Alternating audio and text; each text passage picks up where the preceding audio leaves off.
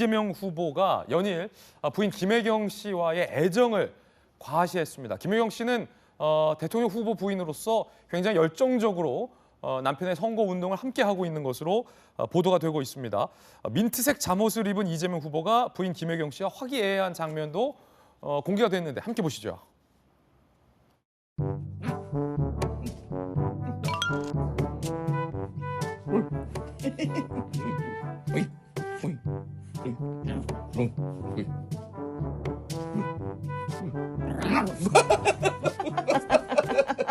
물렸어? 왜 약 걸려? 자, 김혜경 씨, 아내 김혜경 씨가 촬영한 영상입니까? 정인규 의원님. 김혜경 씨의 아내 김혜경 씨가 아니고요. 이재명 후보의 아내 김혜경 씨가 촬영한 영상이에요. 날카로운 돌직구 발언. 네. 이재명 후보의 아내 김혜경 씨가 직접 촬영한 영상. 네, 그렇게 보고 있습니다. 그럼 댁에서 이제 주무시기 전인 것 같아요. 잠옷 입고 강아지랑 이제. 네, 이제 일정을 끝내고 침대 위에서 강아지랑 노는 모습을 촬영을 한 것 같습니다. 후보가 어제 이렇게 얘기했어요. 김혜경 씨에 대해서 첫눈에 반했다. 요즘 이렇게 후보 아내에 대한 어떤 사랑과 애정을 과시하는 전략이 있습니까? 사실 전략이기보다는요. 얼마 전에 그 김혜경 여사님께서 쓰러졌을 때 그리고 그 눈썹을 꿰맸었죠. 그때 충격 받은 것이 더 큰 사랑으로 발전한 것이 아닌가 저는 그렇게 보고 있습니다. 최근에 이제 아내가 어떻게 될지도 모른다라는 어떤 그런 공포. 예, 지난번에 말씀드린 것처럼 김혜경 여사님께서 쓰러지셨을 때 대통령이 되고자 하는 꿈을 가진 것은 난데 이렇게 배우자가 자신의 몸을 혹사하면서까지 이렇게까지 내가 이런 것을 봐야 되느냐 하는 것에 충격을 받았고 그때 당시에 일정을 모두 취소했었죠. 그 이후에 나도 이제 그 우리 배우자한테 더 잘해야겠다는 마음을 가지고 이렇게 더 화기애애한 모습을 보여주고 있는 것이 아닌가 그렇게 봐주시면 좋을 것 같습니다. 일각에서 김혜경 씨의 요즘 헤어스타일에 약간 앞머리를 깐 게 영부인 헤어스타일 아니냐 뭐 이런 관측 보도도 있던데 전략입니까? 사실 그 이마를 이렇게 보여주는 것은 신뢰로 볼 수 있다라는 뭐 전체적인 평가들이 있잖아요. 그래서 그렇군요. 김혜경 여사님께서도 신뢰를 보여주기 위해서 국민과 함께하는 모습을 보여주기 위해서 헤어스타일을 조금 변화를 준 것이 아닌가 저는 그렇게 보고 있습니다. 예. 자, 그런가 하면 윤석열 후보의 아내 김건희 씨의 이른바 등판설도 계속 정치부 기자들이 취재를 하고 있는데 특히 최근에 윤석열 후보가 집에 가서 아내에게 물어보겠다라고 밝힌 점이 있습니다. 그래서 정치부 기자들이 그 집에 가서 아내에게 물어보셨는지를 또 물어봤다고 합니다. 답변은 뭐였을까요? 들어보시죠. 배우자이신 김건희 씨는 언제 이제 공개 행보하시는지 관심이 많은데요. 제가 오늘 집에 가서 제 처에게 한번 물어보겠습니다.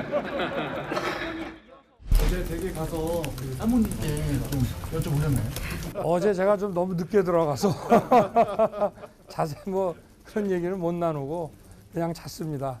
뭐 적절한 시점에 국민들 앞에 나와서 활동하지 않겠습니다.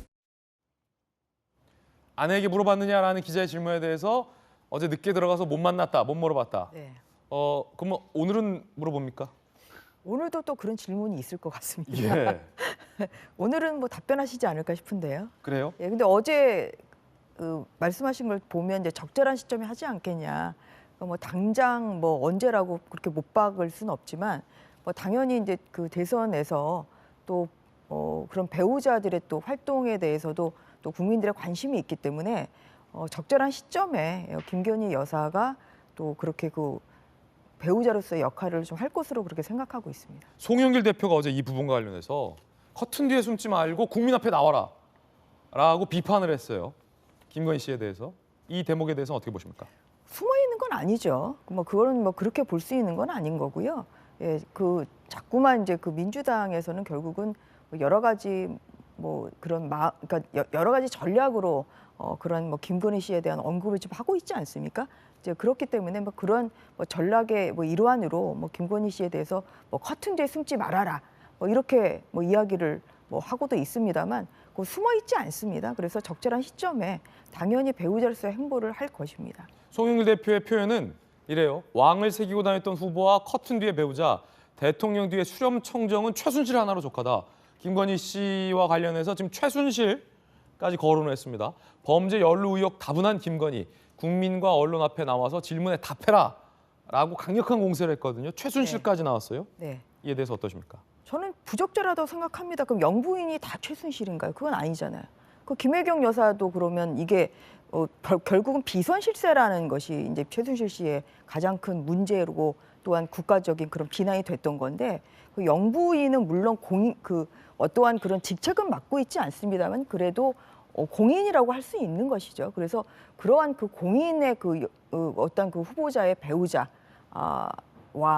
지금 그 비선 실세를 비교한다는 것 자체는 굉장히 좀 그것은 좀 부적절하다 그렇게 생각을 하고 있고요. 결국 이제 민주당이 자꾸만 이제 이런 부분 김건희 씨에 대한 공격을 이제 함으로써 좀 그 선거 전략에서 좀 민주당이 좀 유리하게 그렇게 끌고 가려는 그런 국면의 전략으로 좀 보이지만 그래도 또한 저희는 뭐 거기에 뭐 일일이 응대할 필요는 느끼지 않고 있고요.